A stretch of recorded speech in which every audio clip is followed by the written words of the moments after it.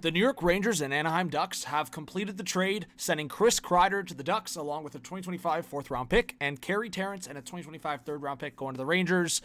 Basically a pick swap, moves the Rangers up 15 spots in that situation. And Carrie Terrance, interesting situation as well, him heading to the Rangers. Mark talks a bit about it, just going over everything that Carey has done from being the captain of the Erie Otters, World Juniors, has played in all situations, came back from a really tough injury, has improved his game. He's also upstate New York represent, also a member of Mohawk Nation, and just plays that Ranger-style hockey. His number one asset is speed, but just so many other things that come with Terrance as a prospect. We're not saying his ceiling is going to be crazy, but he could end up being a Ranger and a guy that plays a good bottom six role. Ultimately, this was shedding salary cap. Chris Kreider moving to the Anaheim Ducks, his full cap hit going to the Ducks. Arthur Staple heard that there were several teams talking Kreider with the Rangers, but Anaheim deal made the most sense to him. Ex-teammates, chance to play for Quenneville, good young group. And also, the Anaheim Ducks still have like 30+ million of cap space to work with. Yes, they have to sign a guy like Mason McTavish and maybe some other deals, but they have that flexibility. But let's go over next moves for the New York Rangers with this cap space. So that's one trade. Already, the Rangers have $14 million of cap space, all right? Second move. They're not moving Trocheck. They're not moving JT Miller. Panarin probably doesn't waive or go anywhere, but he's only got 1 year left on his contract. So if Panarin doesn't want to go anywhere, then you just hold on for 1 more year and he's gone. Like, I believe Panarin will be gone after this contract. So that's it. That is what it is. Mika Zibanejad, I've known so many people that want him out. And I also know that a lot of people have Zibanejad in their mock trades. I just don't think he's going to waive. So that's the unfortunate situation. You have to, I think, understand that Mika Zibanejad is going to stay a Ranger. If you don't like him, sucks to suck. I truly think it's not a bad thing having that kind of center depth. So I think you keep it the way we can see it right now. So what can the Rangers do? Well, I'm staring Dallas right in the face here.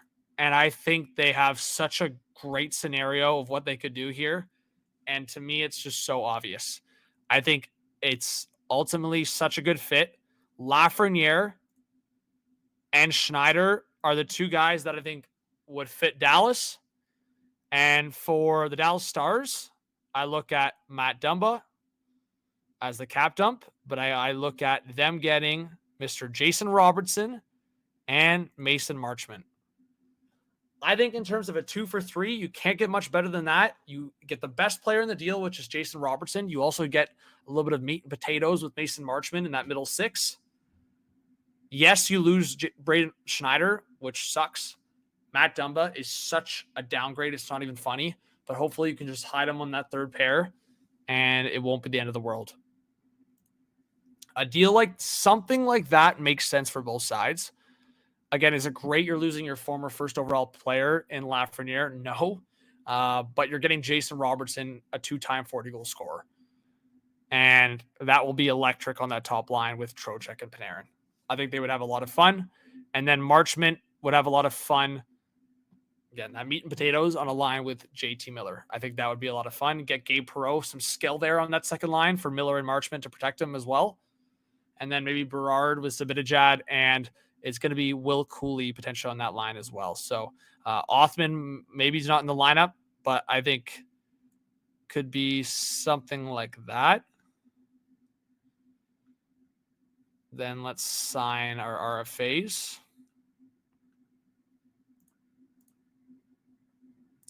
So you go to the Rangers. So I kind of forgot they got Brendan Brisson, but that's probably a guy you do want to sign. Give him a chance. I would say it's probably just like $950 for a year. See what kind of fit he could be. Will Cooley put up 20 goals and 45 points. You either go the bigger deal or the bridge deal. I'm going to say you go the big deal. I'm going to say you give him like $5 million. Go longer term, 7 years. Gets him to 30. You could also go 6 years. Maybe just make a flat $30 million. Again, maybe it's an overpay, but it's also a rising cap, and he scored 20 goals, and he's the exact kind of player you want. and you still have cap flexibility. So I think that's a realistic outcome as well. So say, I mean, you could do different things here. Say Othman's not in the picture here. Slide Berard down. Cooley. Maybe Parson in there for now.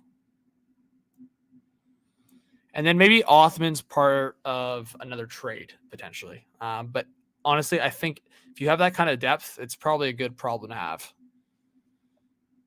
So something like that makes sense for the Rangers. I also have heard a lot that Soucy is on the trade market again. So for potentially them to flip him, which is also crazy in my eyes. But yeah, was there anyone else for the Rangers that I missed there? I guess Kaliev. That's the other one I didn't even think about. If Kaliev's healthy and he could be something, that's another interesting one. And then Keandre Miller. Sorry, I completely forgot about Keandre Miller, but that's the other one that they have to move potentially. And he's been in the trade market, it seems like. So how much cap space they've got 1.8. So they can't bring in a lot unless they move a cap, which I think they could move 2 defensemen for 1 for a team that needs defensemen. And I think there's a few teams out there. Like if you look at the teams, I think like Dallas obviously needs that right shot. They just got Braden Schneider in this hypothetical deal. Buffalo needs right shot, so they're not really looking for a Soucy or looking for a Keandre Miller necessarily.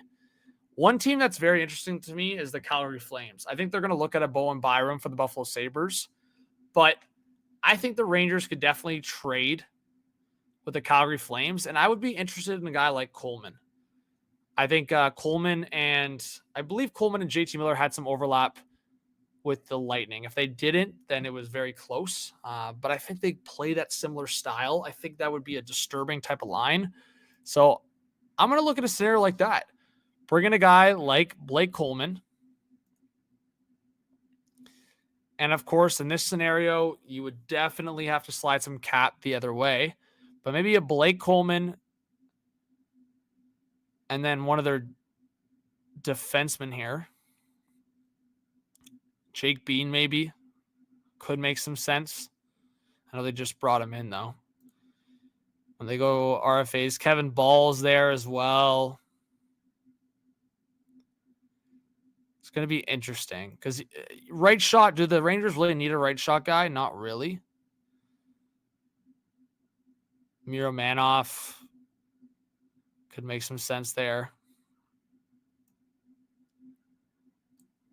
Let's say Miro Manoff just for argument's sake there. And then the Rangers send over Soucy and Keandre Miller. I think actually that makes sense, to be honest. So Blake Coleman, Keandre Miller also has a lot of value, though. So maybe the Flames trade their later first-round pick. Maybe. I mean, getting Keandre Miller next to Weegar or Anderson definitely brings some value. And, I mean, Coleman still put up some decent production. Like, if you look at his production, I mean, he did put up 15 goals and 39 points. But for $4.9 million, I think it's replaceable for the Flames. So maybe, again, like I said, they throw in the second-round pick there. And I think for how frustrated Rangers fans have been, it's not that bad. And Soucy was whatever. You didn't get a lot. But maybe a second and third-round pick. You get some picks back for the Rangers. And you're over by $1 million, but you have a full 23 out of 23 roster, so you can send a guy down. So I think in this scenario, maybe it's Gabe Perreault with Zibanejad and Cooley as like that second line on paper. And then that third line is like a disturbing type line of JT Miller, Mason Marchment, and Blake Coleman. I think all of a sudden, Rangers fans are a lot more content. And Othman could still use some more seasoning in the AHL, I believe. He's only 22. People need to remember that. So he gets top line, top power play. And you probably need to get one more defenseman. Like that left side is pretty weak. So, again, you can send down Sam Carrick. You can bury that cap hit easily, so there's no problem there. and all of a sudden you're cap compliant.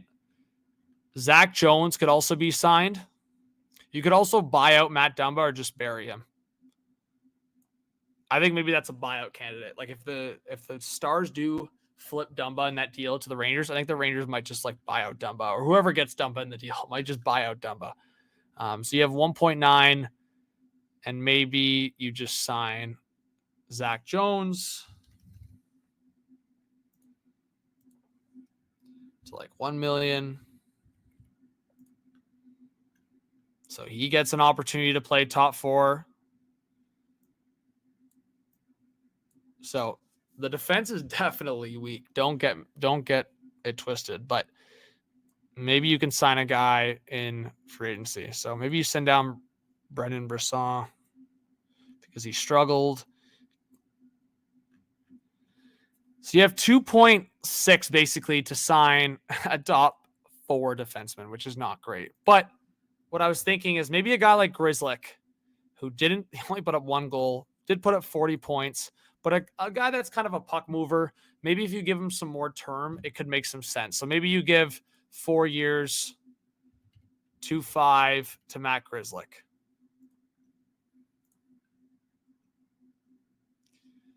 Grzelcyk goes next to Borgen. Biggest weakness is definitely the defense group, 100%. There's no doubt about it. No Keandre Miller. And this is what I want to warn Rangers fans to. If you get rid of Keandre Miller and don't bring a defenseman back, that defense group is definitely not great. Adam Fox is your guy, though. And if Vekanainen can be a solid defensive guy, then it's not too bad. We'll see. Borgen, Grzelcyk might not be too bad.